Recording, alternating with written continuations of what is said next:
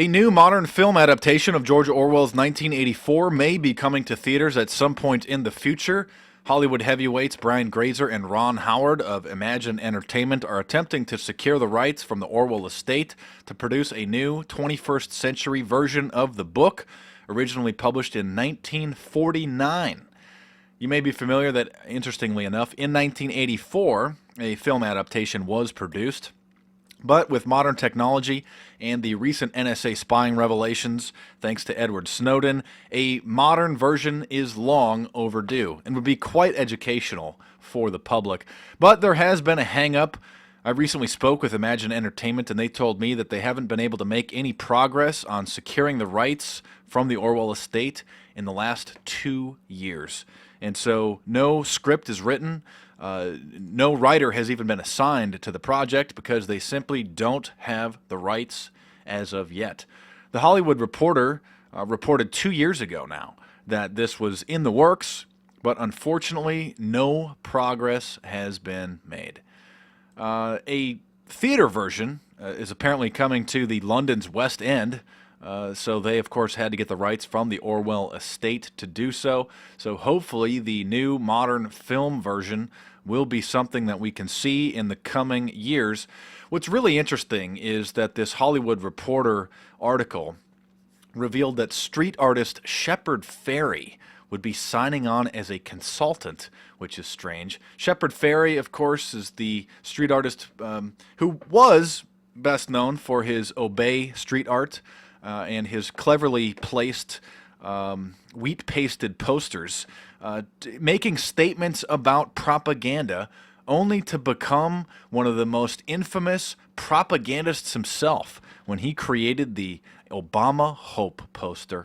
That's right, he was at one time against propaganda, and if you know anything about his work, when he was wheat-pasting his posters up in the 1990s, he made clever statements by placing them strategically over Los Angeles and other parts of the country and probably the world, only to produce really one of the biggest, most well-recognized pieces of propaganda of the day. There have been some quality films produced out of Hollywood regarding the police state and really Orwellian issues. You may be familiar with Enemy of the State, which was produced and released in 1998, starring Will Smith and Gene Hackman.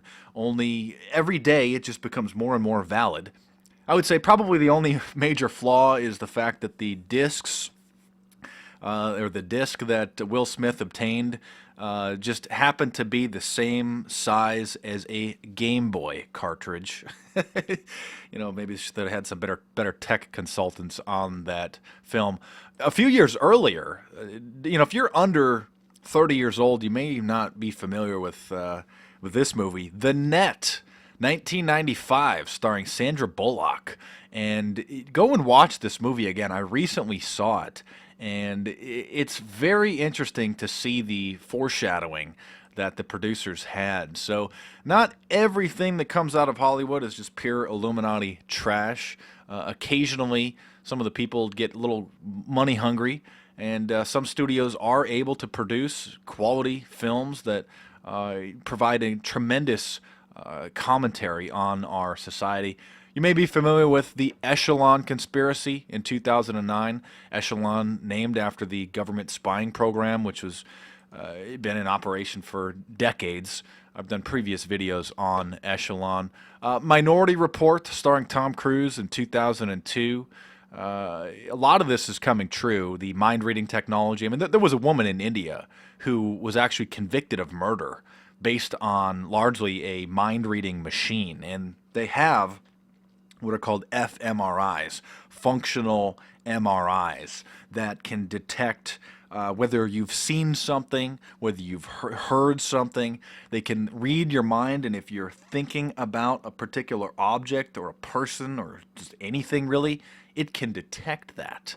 It is basically a lie detector of the Orwellian New World Order. And so that is some very interesting and very scary technology, because it violates your Fifth Amendment. You have a Fifth Amendment right to not incriminate yourself, but these mind-reading machines pretty much eliminate that. So I cover this kind of technology in detail in my book, Big Brother, The Orwellian Nightmare Come True, which is a nonfiction analysis of George Orwell's novel and the technology. My book published in 2011, 3 years ago now, March of 2011, only to become more and more valid every single day. Most of the revelations that Edward Snowden has revealed, and God bless him for revealing them and pushing them into the mainstream, it's really been just old news to a lot of us.